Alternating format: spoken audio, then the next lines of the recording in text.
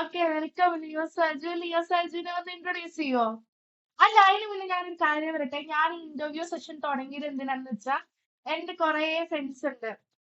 യൂറോപ്പിലും യു എസിലായിട്ട് കുറെ friends PhD ഒക്കെ ചെയ്യുന്നുണ്ട്. അപ്പൊ ഞാൻ വിചാരിച്ചു ലൈക് അവരുടെയൊക്കെ ഒരു PhD ജേർണി എക്സ്പീരിയൻസ് ഞാൻ നിങ്ങൾക്ക് ഷെയർ ചെയ്യുകയാണെങ്കിൽ നിങ്ങൾക്ക് യൂസ്ഫുൾ ആയിരിക്കും. ഞങ്ങളൊക്കെ ജസ്റ്റ് PhD സ്റ്റാർട്ട് ചെയ്തിട്ടേ ഉള്ളൂ.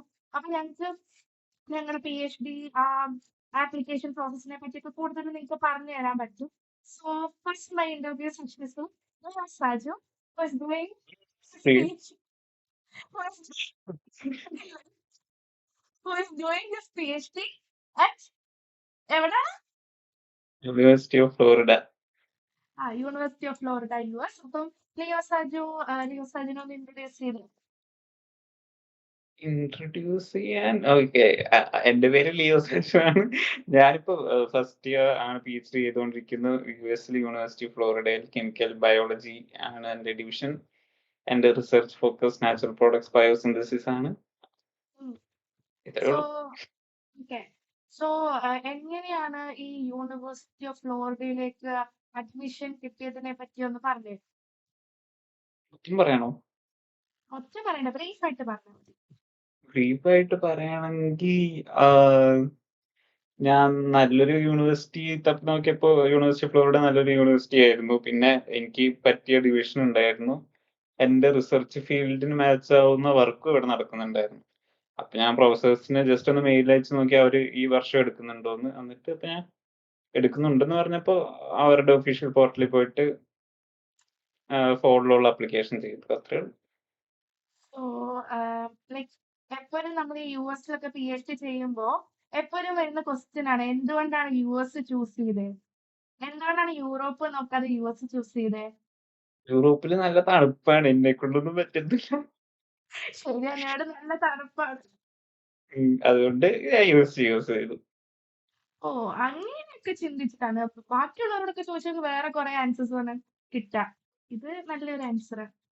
ഓക്കെ, സോ എന്താ ഈ PhD-ക്കൊക്കെ അപ്ലൈ ചെയ്യുമ്പോൾ നമുക്ക് പ്രൊഫസേഴ്സിനെ മെയിൽ ചെയ്യണം എന്ന് നിർബന്ധമാണ് US. ഇല്ല, യുഎസിലെ പ്രോസസ്സിന് മേലൊന്നും ചെയ്യാനില്ല. നല്ലൊരു സ്റ്റേറ്റ്മെന്റ് ഓഫ് പർപ്പസും CV ഉണ്ടെങ്കിൽ നേരെ ആപ്ലിക്കേഷൻ കൊടുത്താൽ മതി. പ്രോസസ്സിനെ മെയിൽ ചെയ്യണോ എന്ന് ചോദിച്ചാൽ ഇപ്പൊ എങ്ങാനും ചില പ്രൊഫസേഴ്സ് ഒക്കെ റിട്ടയർ ആവുന്നവരുണ്ടാവും, ചിലവര് നെക്സ്റ്റ് ഇയർ എടുക്കാത്തവരുണ്ടാവും. അതൊന്ന് കൺഫേം ചെയ്യാൻ വേണ്ടി ജസ്റ്റ് ഒന്ന് മെയിൽ ചെയ്താൽ മതി. Yeah, that will be a best option. Okay, അടുത്തൊരു ക്വസ്റ്റ്യൻ എന്താന്ന് വെച്ചാൽ ഈ SOP ഒക്കെ പ്രിപ്പയർ ചെയ്തത് അതിനെ പറ്റി ഒന്ന് പറഞ്ഞു. ജസ്റ്റ് ബ്രീഫ് ആയിട്ട് എന്തൊക്കെയാണ് വേണ്ടതെന്നൊക്കെ. അത് നമുക്ക് വേണമെങ്കിൽ വേറൊരു സെഷൻ ആയിട്ട് ചെയ്യാം. പക്ഷെ ഇപ്പൊ ജസ്റ്റ് എനിക്ക് ബ്രീഫ് ആയിട്ട്. ഇപ്പൊ തന്നെ പറയാം. വലുതായിട്ടൊന്നുമില്ല. മീൻസ് റിസർച്ച് എക്സ്പീരിയൻസ് നല്ലോണം ബ്രീഫായിട്ട് നല്ലോണം എഴുതിയാൽ മതി. റിസർച്ച് എക്സ്പീരിയൻസ് ചെറുതാണെങ്കിലും എല്ലാം നല്ല ഡീറ്റെയിലിൽ എഴുതുക. ബാക്കി നമ്മളെ കുറിച്ച് എഴുതാൻ ഞാൻ പറയില്ല. അവര് അലോട്ട് ചെയ്തിരിക്കുന്ന അത്രയും വേർഡ്സിൽ മൊത്തം റിസർച്ച് എക്സ്പീരിയൻസ് ആഡ് ചെയ്യുന്നതായിരിക്കും ബെറ്റർ. ഓക്കെ, അടുത്ത ക്വസ്റ്റ്യൻ എന്താന്ന് വെച്ചാല് ക്വസ്റ്റ്യൻ കിട്ടുന്നില്ല, പ്രിപ്പയർ ചെയ്യാതെ ഇന്റർവ്യൂ ചെയ്താൽ ഇവിടെ ഇരിക്കും. എനിക്ക് വല്ല ക്വസ്റ്റ്യനും ഉണ്ടോ എനിക്ക് പറഞ്ഞുതരാൻ? ക്വസ്റ്റ്യൻസ് നീ എന്തുകൊണ്ട് യൂറോപ്പ് ചൂസ് ചെയ്തു, US ചൂസ് ചെയ്യാണ്ട്? ഞാൻ യൂറോപ്പ് ചൂസ് ചെയ്തതിന്റെ മെയിൻ കാരണം എനിക്ക് കോഴ്സ് ഒന്നും എടുത്ത് പഠിക്കാൻ വയ്യ. BSMS പഠിച്ച് തന്നെ എനിക്കിതായി. പക്ഷെ ഇവിടെ എനിക്കൊരു കോഴ്സ് ചെയ്യാനുണ്ട്. പക്ഷെ എന്തായാലും കുഴപ്പമില്ല. പിന്നെ US ഞാൻ കേട്ടിട്ടുണ്ട് 5 years ഒക്കെ ഉണ്ട് PhD. അങ്ങനെയല്ലേ?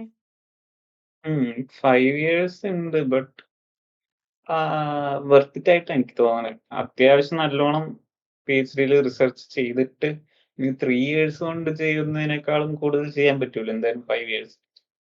ഇവിടെ ആക്ച്വലി എന്റേത് ഇപ്പൊ 4 years ആണ്. എനിക്ക് തോന്നുന്നത് 5 years ആവുമായിരിക്കും ചിലപ്പോ. അറിയില്ല. മേ ബി അപ്പൊ എല്ലാം സെയിം ആവും. പിന്നെ യൂറോപ്പ് ചൂസ് ചെയ്യാൻ വേറൊരു കാര്യമുണ്ട്. ഷെങ്കൻ വിസ കിട്ടിയ പല പല രാജ്യങ്ങൾ പോവാം. നിങ്ങൾക്ക് പോവാൻ പറ്റുമോ? അത് ശരിയാണ്. യൂറോപ്പിൽ കുറെ രാജ്യങ്ങൾ കാണാൻ, കറങ്ങാനൊക്കെ കാണാം. അതിവിടെ കുറവാണ് കമ്പാരിറ്റീവ്ലി. പക്ഷേ ബാക്കിയുള്ളവർക്കൊക്കെ യൂറോപ്പൊക്കെ ആയിരിക്കും താല്പര്യം. ഞാൻ പറഞ്ഞില്ലേ എനിക്ക് തണുപ്പൊന്നും പറ്റത്തില്ല. ഞാൻ US ആണ് ചൂസ് ചെയ്തത്. ഓരോരുത്തർക്കും ഓരോരോ ഇതുണ്ടല്ലോ, താല്പര്യങ്ങളുണ്ടല്ലോ. ഉം. സോ വേറൊരു കാര്യം എന്താന്ന് വെച്ചാ, ഞാൻ യുഎസില് കേട്ടിട്ടുണ്ട്, എനിക്ക് ശരിയാണെന്ന് അറിയത്തില്ല, CGPA മാറ്റർ ചെയ്യോ? CGPA ഒരു ഡീസന്റ് CGPA ഉണ്ടെങ്കിൽ കുഴപ്പമില്ല. ഒരു 7.5 എബോവ് ഉണ്ടെങ്കിൽ കുഴപ്പമൊന്നുമില്ല. പിന്നെ റിസർച്ച് എക്സ്പീരിയൻസ് ആണോ അപ്പൊ മാറ്റർ ചെയ്യാ? അവരെല്ലാം റിസർച്ച് എക്സ്പീരിയൻസ് നോക്കത്തുള്ളൂ. സോ അപ്പൊ യുഎസിൽ അപ്ലൈ ചെയ്യുന്നവര് മെയിൻ ആയിട്ട് ഫോക്കസ് ചെയ്യേണ്ടത് റിസർച്ചിലാണ്. ഉം. യൂറോപ്പിലും അങ്ങനെ തന്നെയാ, CGPA അത്രയ്ക്ക് മാറ്റർ ചെയ്യാറില്ല, ഒരു ഡീസന്റ് CGPA കീപ്പ് ചെയ്യണം, അത്രേ ഉം. ഉള്ളൂ. പിന്നെ യൂറോപ്പില് ഡിഫറൻസ് എന്താന്ന് വെച്ചാൽ SOPക്ക് പകരം കവർ ലെറ്റർ ആണ് വരിക. പിന്നെ നമുക്ക് 2 ടൈപ്സ് ഓഫ് ആപ്ലിക്കേഷൻ ഉണ്ട്, കോൾഡ് മെയിലും ഉണ്ട്, പൊസിഷൻസും അപ്ലൈ ചെയ്യാൻ പറ്റും. അപ്പൊ കോൾഡ് മെയിൽ ആണെങ്കിൽ നമുക്ക് മേ ബി CV കൊണ്ട് തന്നെ നമുക്ക് CVയും പിന്നെ അവരൊരു ഇന്റർവ്യൂ ഒക്കെ നമുക്ക് ഷെഡ്യൂൾ ചെയ്യും. അപ്പൊ കവർ ലെറ്റർ ചിലപ്പോൾ വേണമെന്നില്ല. കവർ ലെറ്റർ ജസ്റ്റ് ഒരു പേജിലുള്ള നമ്മുടെ കാര്യങ്ങളൊക്കെ എഴുതുന്ന ഒരു ലിസ്റ്റ് ഉണ്ട്. ഈ SOP എന്ന് വെച്ചാൽ കുറെ ഉണ്ടാവില്ലേ, സ്റ്റേറ്റ്മെന്റ് ഓഫ് പർപ്പസ്.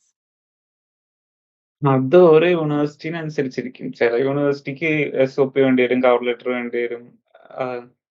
എന്തോ ഗുഡ് വിൽ എന്ന് പറഞ്ഞ അങ്ങനെ ഉണ്ടാവും. ഞാൻ ചില യൂണിവേഴ്സിറ്റിക്ക് അപ്ലൈ ചെയ്തപ്പോ 5 ലെറ്റർ എങ്ങാണ്ട് എഴുതേണ്ടി വന്നു.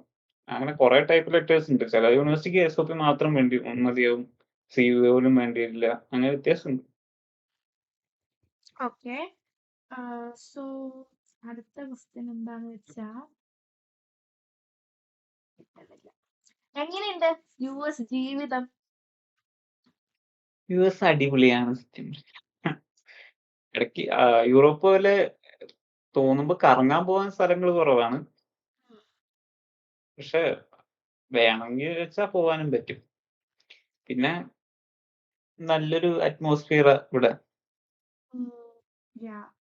It's good. ഞാനും എന്തെങ്കിലുമൊക്കെ കോൺഫറൻസിന് യുഎസിൽ വരുന്നതായിരിക്കും. പിന്നെ യൂറോപ്പില് നമ്മള് ജസ്റ്റ് മെയിൽ അയച്ച് പ്രൊഫസറിനെ പോയി കാണുകയല്ലേ, മറ്റേ കിട്ടുന്ന പ്രൊഫസർ എടുക്കുകയല്ലേ ചെയ്യുന്നത്. ഇവിടെ വന്നു കഴിഞ്ഞ് സെലക്ട് ചെയ്യാനുള്ള ഒരു ഓപ്ഷൻ ഉണ്ട്. ആൾക്കാരോടൊക്കെ ചോദിച്ച് എങ്ങനെയാണെന്നൊക്കെ ചോദിച്ച്. അപ്പൊ അതിനെന്താ അത് പേര് പറയാ, എന്തോ പേരുണ്ടല്ലോ, അതൊക്കെ നമ്മുടെ ഐസറിലുള്ള അതേ rotation. System. Rotation, lab rotation. ഐസറിൽ അങ്ങനെയാണോ? ഐസറിൽ നേരെ ഐസറിൽ സെലക്ട് ലാബ് ചെയ്യല്ലേ? റൊട്ടേഷൻ ഉണ്ട്. അല്ല, ലാബ് റൊട്ടേഷൻ ഉണ്ട്. അപ്പൊ റൊട്ടേഷൻ ഉണ്ട് ഇവിടെ. So IISER to university of Florida, എന്തൊക്കെ ഡിഫറൻസ് ആണ്, എന്തൊക്കെ ലൈഫ് ചേഞ്ചസ് ആണ് ഉണ്ടായത്? ലൈഫ് ചേഞ്ചസ്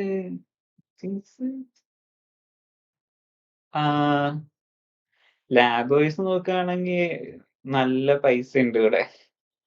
നല്ലോണം ഫണ്ടഡ് ആണ് റിസർച്ച് ഒക്കെ. അപ്പോ കമ്പാരിറ്റീവ്ലി ബെറ്റർ ആണ്. പിന്നെ ഐസർ മോശമാണെന്നല്ല, ഐസർ നല്ല ഫണ്ട് ഉണ്ട്, നല്ല ഫെസിലിറ്റീസ് ഒക്കെ ഉണ്ട്. പക്ഷെ ഇവിടെ വന്നു കഴിയുമ്പോ ഇത്തിരി ഡിഫറൻസ് അറിയും. പിന്നെ ലൈഫ് സ്റ്റൈല് വെച്ച് നോക്കുമ്പോൾ ലൈഫ് സ്റ്റൈലും മെസ് ഫുഡ് കഴിക്കാൻ പറ്റില്ല, കറക്റ്റ് ടൈമിൽ കഴിക്കാൻ പറ്റില്ല, സ്വന്തമായിട്ട് കുക്ക് ചെയ്യണം. അതൊരു മിസ്സൊന്നും ചെയ്യണില്ല, എന്നാലും കറക്റ്റ് ടൈമിൽ ഫുഡ് നമ്മൾ തന്നെ വെച്ച് കഴിക്കണമല്ലോ എന്നുള്ളൊരു ഇതുണ്ട്. അതുണ്ട്, അത് എനിക്ക് ഫീൽ ചെയ്യാറുണ്ട്. ലൈക്ക് ഓരോ ദിവസം എണ്ണിക്കുമ്പോ രാവിലെ എന്താ ഉണ്ടാക്കണ്ടേന്നുള്ള ടെൻഷൻ. അങ്ങനെ ഒരു പ്രശ്നമുണ്ട്. പിന്നെന്താ ഇനി ചോദിക്കാ?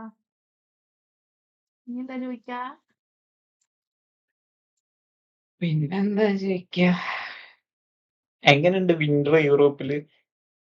യൂറോപ്പിൽ വിന്റർ കുഴപ്പമൊന്നുമില്ല. ഇപ്പൊ കുറച്ചുകൂടെ തണുപ്പ് കൂടി വരുന്നുണ്ട്. അല്ലാതെ ലൈക്ക് നമ്മൾ കുറെ ലെയേഴ്സ് ഒക്കെ ഇട്ടാ വലിയ പ്രശ്നമില്ല. പക്ഷെ എന്നാലും തണുപ്പാവുമ്പോഴുണ്ടല്ലോ, ഒരു 4 മണിയൊക്കെ ആകുമ്പോ ഇരുട്ടാവും. അപ്പൊ പിന്നെ പാടാ കടയിലൊക്കെ പോവാനും യൂണിവേഴ്സിറ്റിയിൽ നിന്നൊക്കെ തിരിച്ചു വരാനും അങ്ങനെ. വലിയ സീനില്ല ഇവിടെ. ഇപ്പോഴും 24-23 ഡിഗ്രി പുറത്തൊക്കെ ഞാൻ കുറെ കാര്യങ്ങൾ ചോദിക്കാൻ ഇങ്ങനെ മനസ്സിൽ വിചാരിച്ചിരുന്നു, പക്ഷെ കിട്ടുന്നില്ല. ഇപ്പൊ ഞാൻ എഴുതിയൊന്നും വെച്ചിട്ടില്ല. ചോദിച്ചു ആലോചിച്ചു.